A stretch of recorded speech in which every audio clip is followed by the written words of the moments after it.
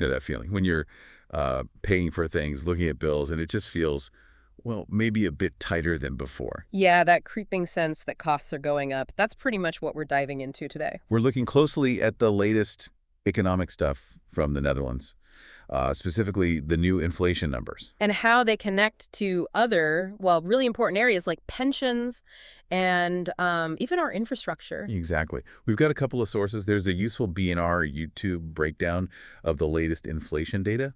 Really fresh stuff. And also an article from The Telegraph.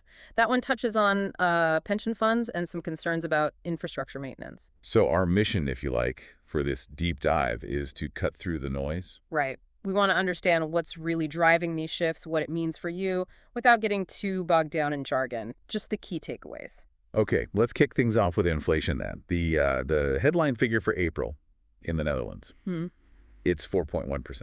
That's the fast estimate from CBS. And what's notable is that it's up from March. March was 3.7%.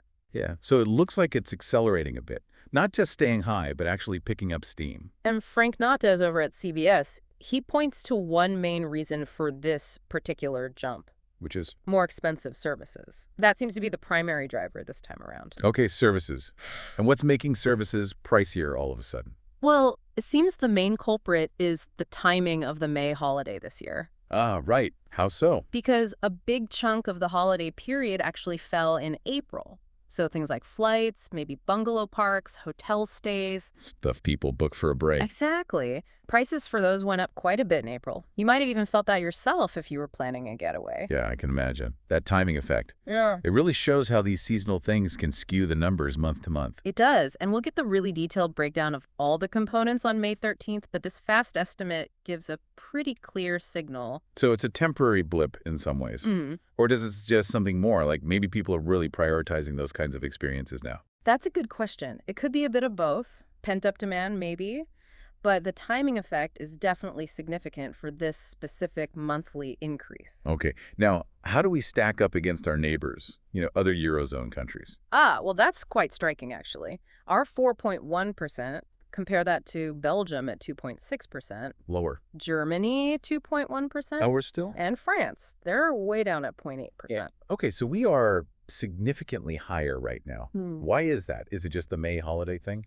Well, that explains the recent jump, but the Netherlands has generally had higher inflation for a little while now. Right. Frank Note mentioned a couple of persistent factors, things like the excise tax increases we saw last year. Okay, fuel duties and stuff. Yeah.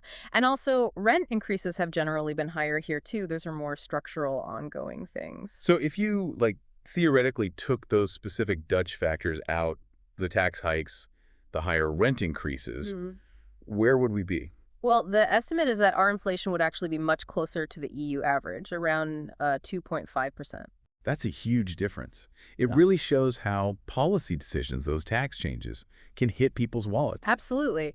And the good news, perhaps, is that the impact of those factors is expected to lessen. How so? Well, the effect of the May holiday is temporary, obviously. That won't be in the May figures. Right. And those excise tax increases from last year, as we move further into this year, they'll drop out of the year-on-year comparison. Their impact will fade. So the baseline shifts. Precisely. Plus, another factor potentially helping is falling oil prices. Ah, okay. So maybe some relief at the pump.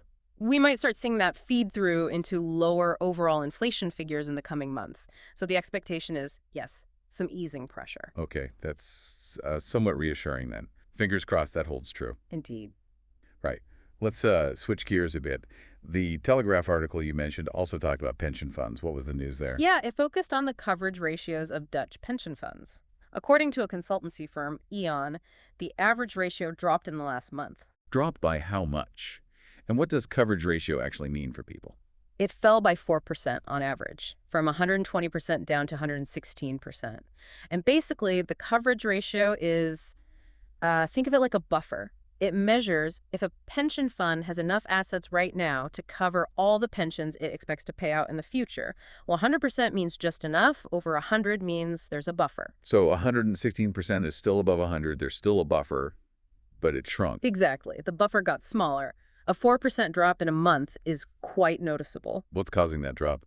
Eon's assessment points towards global trade tensions, the sort of trade war uncertainty. Ah, so global economics hitting our pension pots. It seems so, yeah. It negatively impacts the financial investments the funds hold. It just shows how linked everything is, doesn't it? You wonder what kind of hedges or strategies they use against this stuff. For sure. And the article mentioned this drop is causing some specific concern, right? Something about the new pension system. Yes, precisely.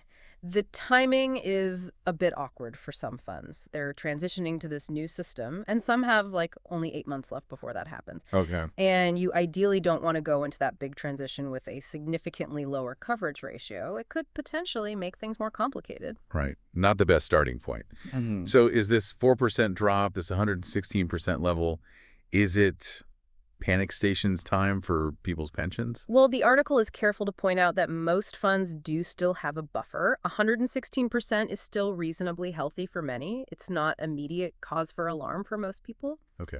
And interestingly, it seems things were actually looking worse earlier in April. The ratios apparently dropped by about 7% initially. Oh, wow. So the fact that it ended up being only a 4% drop for the whole month, it's seen as slightly less bad than it could have been, perhaps. A bit of recovery towards the end of the month. Okay, so a volatile period. What's the advice then for the pension funds themselves?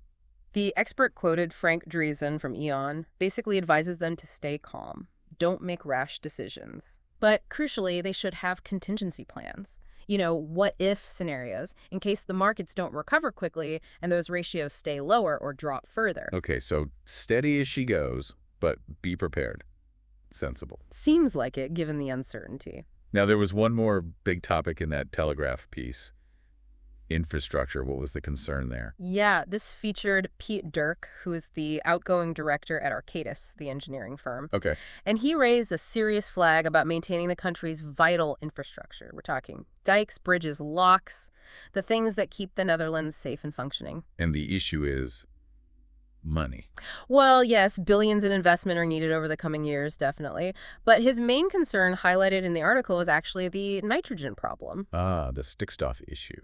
How does that impact bridges and dikes? Well, building things, reinforcing things, construction work, it often involves activities that release nitrogen compounds. Okay, machinery, transport, materials. Exactly. And there are strict environmental regulations to limit nitrogen emissions to protect sensitive nature areas.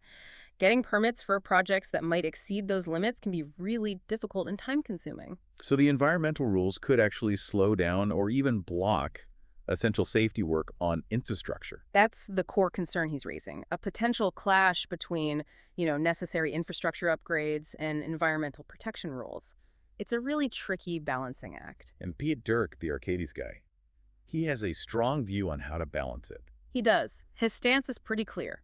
When it comes to fundamental safety, especially water management in the Netherlands, if the necessity is proven, that should take precedence. So safety first, essentially, even over other important considerations like nitrogen limits in specific cases. That seems to be his argument. It raises that big question, doesn't it? How do we innovate to meet both needs? Can we build cleaner, faster? And it's not just about future mega projects, is it? He mentioned existing problems, too. Absolutely. He pointed out there's already a backlog of maintenance needed on existing infrastructure across the country. Things are already wearing out. Which makes the need for new work even more urgent. Precisely. Delaying reinforcements due to permitting issues just adds to the risk. He even mentioned dike breaches. That sounds pretty dramatic. He did mention it as a possibility.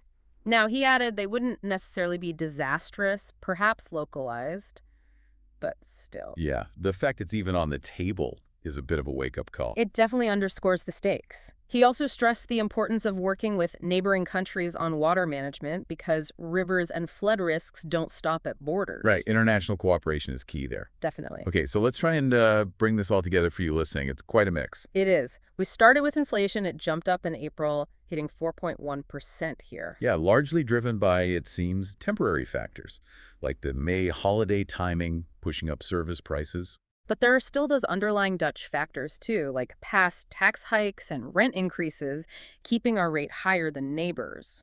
Though the expectation is for things to cool down a bit in the coming months as those effects fade and maybe oil prices help. Then we switched to pensions. We saw that coverage ratios dipped about 4%, linked to global trade worries. Creates a bit of nervousness, especially with the new pension system transition coming up for some funds, though, crucially, Most still have a buffer. Right. The advice is caution and contingency planning.